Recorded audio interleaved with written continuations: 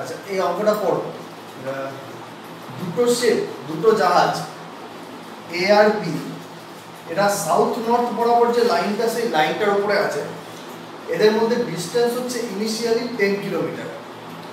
আচ্ছা যেটা এ, সেই শিপটা ভি এর ভেলোসিটিতে ওয়েস্টের দিকে মুভ করতে শুরু করলো, আর বি শিপটা 20 kilometre per hour, same velocity, এর যা ভেলোসিটি সেই ভেলোসিটি দুটোরই 20 কিলোমিটার পার আওয়ার, এই ভেলোসিটিতে নর্থের দিকে মুভ করতে শুরু করলো।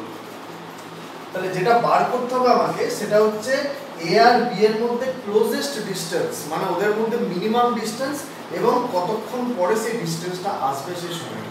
তাহলে এটা খুব বিখ্যাত অঙ্ক, বিখ্যাত মানে ইন দ্য সেন্স আমরা ছোটবেলা থেকে এই টাইপের অঙ্ক করে আসছি, এখনো করছি, এখনো পড়াচ্ছি আর কি। তো অনেক পুরনো অঙ্ক কিন্তু খুব ইম্পর্টেন্ট অঙ্ক। এটা করলে তোমার রিলেটিভ ভেলোসিটির কনসেপ্ট অনেকটা ক্লিয়ার হবে।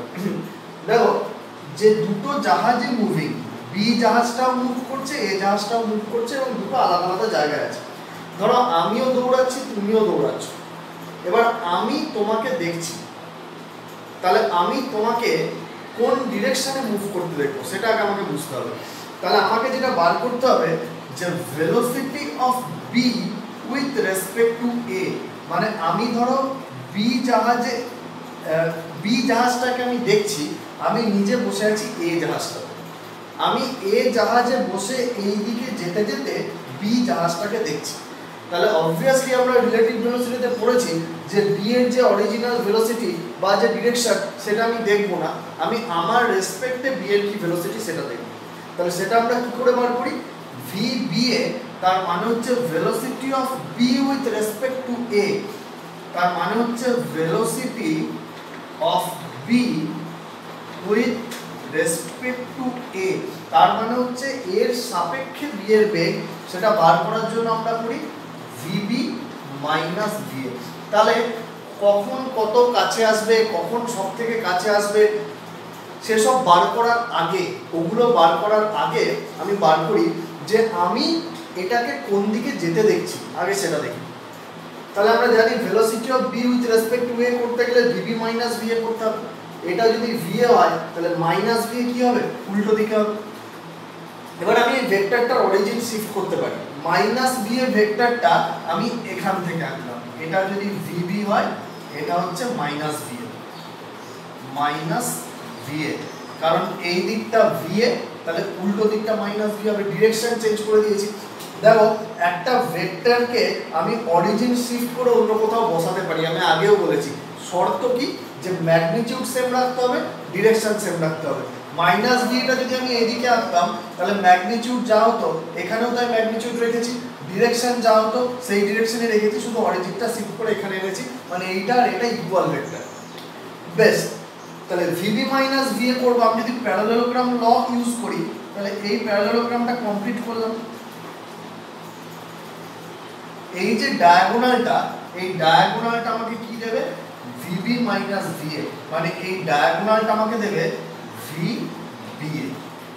তাহলে এইখানটা আগে বোঝো যে আমি এ জাহাজে বসে বি জাহাজকে কিন্তু আদৌ এই দিকে যেতে দেখবো না, আমি নিজে এই দিকে যাচ্ছি আর বি জাহাজটা এই দিকে যাচ্ছে, তাহলে আমার মনে হবে যে বি জাহাজটা এই দিকে চলে যাচ্ছে, because this is the relative velocity of B with respect to এ।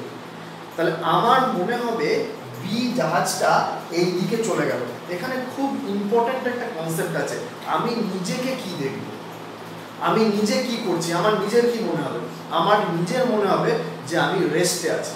এখানটা বোঝো, তুমি যদি একটা ট্রেনে চেপে হুশ করে এদিকে বেরিয়ে যাও তাহলে আমি দেখবো একটা গাছ হুশ করে উল্টো দিকে বেরিয়ে গেল, তাহলে আমার রেসপেক্টে আমি যদি ভাবি আমার কি মনে হবে? যে আমি যেটা দেখছি সেটাকে যদি এক্সপ্লেন করি, আমার মনে হবে যে আমি বসে আছি, গাছটা উল্টো দিকে চলে গেল, মানে আমার নিজেকে রেস্টে মনে হচ্ছে এবং গাছটাকেও। এর খুব একটা ইম্পর্টেন্ট বা এর খুব একটা ভালো দেখো এক্সাম্পল আছে।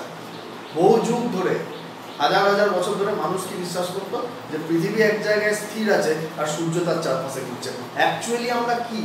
অ্যাকচুয়ালি আমরা দেখছি যে relative velocity of sun with respect to us, মানে আর্থের সাপেক্ষে সানকে দেখছি, তাহলে আর্থের রেসপেক্টে দেখছি, তাহলে আর্থের নিজেকে, মানে আমার নিজেকে কি মনে হচ্ছে? স্থির মনে হচ্ছে, এবং মনে হচ্ছে সূর্য আমার চারধারে ঘুরছে। বেসিক্যালি তো তার ঠিক উল্টোটা। সূর্য এক জায়গায় ফিক্স রয়েছে আর তার চারধারে ঘুরছে, তাহলে যে দেখছে তার নিজেকে রেস্টে মনে হবে। তাহলে দুটো ইম্পর্টেন্ট অ্যাসপেক্ট এখান থেকে বোঝো, যে এ যখন দেখছে বি কে, এর মনে হবে যে এ রেস্টে আছে, ওর মনে হবে ও এক জায়গায় চুপ করে বসে আছে, আর বি কোন দিকে যাচ্ছে, বি ওই দিকে চলে যাচ্ছে, এটাই ও দেখবে। তাহলে এই কনসেপ্টটা ক্লিয়ার হলো, এর মনে হবে এখানেই আছে, কোথাও যায়নি, আর বি এই দিকে চলে যাচ্ছে।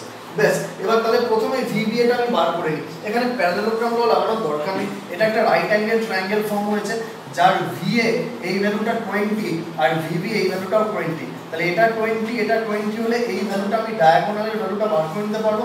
তাহলে VBA এর ম্যাগনিটিউড হবে VBA,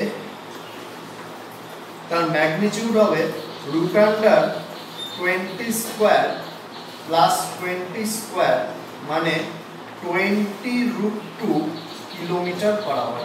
তাহলে বি এর এর মনে হবে বি 20√2 কিলোমিটার পার আওয়ার এই স্পিডে এই দিকে যাচ্ছে। এটা বি এর মনে হবে।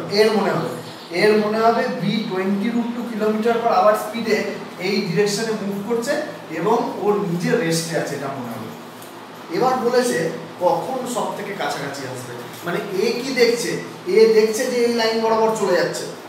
তাহলে শর্টেস্ট ডিসটেন্স কোথায় হবে, এখান থেকে এ তো নিজেকে কি দেখছে যে ওখানেই বসে আছে, আর বি এই দিকে চলে যাচ্ছে। তাহলে এখান থেকে যদি আমি একটা পারপেন্ডিকুলার বা লম্ব টানি, যেটা এই লাইনটার উপর এই পয়েন্টে কাট করলো, এই পয়েন্টটার নাম দিয়ে দিলাম সি, এটা হচ্ছে 90 ডিগ্রি।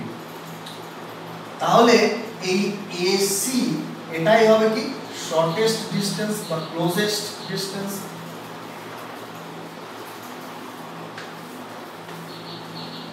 বোঝো, আবার একবার বলি, এর মনে হচ্ছে যে ও রেস্টে আছে আর বি এই লাইন বরাবর চলে যাচ্ছে। তাহলে কি হবে, বি এখানে ছিল, এখানে গেল, এরকম বি মুভ করছে এই লাইন বরাবর। মুভ করতে করতে বি যখন এখানে আসবে তখন ডিসটেন্সটা শর্টেস্ট হবে, তারপর আবার বি চলে গেল, এ তো দেখবো এখানেই বসে আছে, বি এইদিকে আবার চলে গেল, তাহলে এই ডিসটেন্সটা শর্টেস্ট। তাহলে এবার খুব সিম্পল একটা ক্যালকুলেশন রয়ে গেল যে ডিসটেন্সটা কত। দেখো এই অ্যাঙ্গেলটা আমি বার করে নিতে পারবো। এই অ্যাঙ্গেলটা যদি থিটা হয়, তাহলে এই ট্রায়াঙ্গেল থেকে দেখো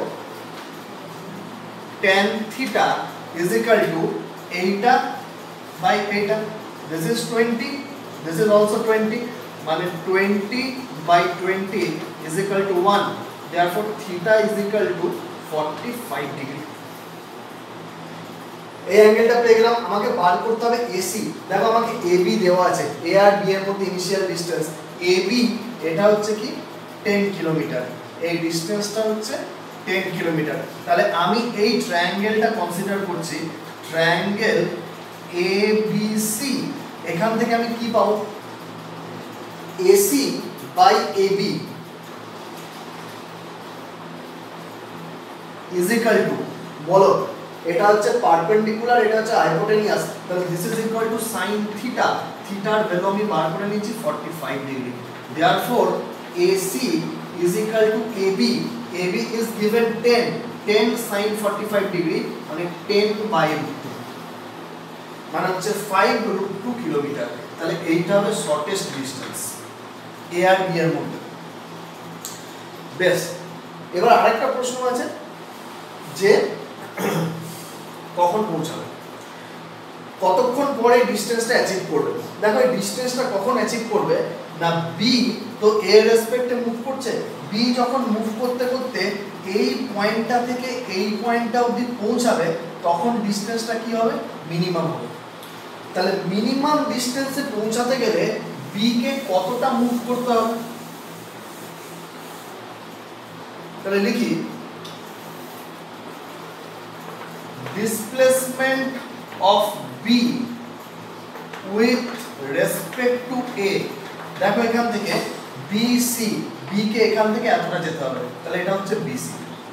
এই ট্রায়াঙ্গেল থেকে দেখো BC is equal to কি, এটা বেস বাই হাইপোটেনিয়াস, মানে হচ্ছে AB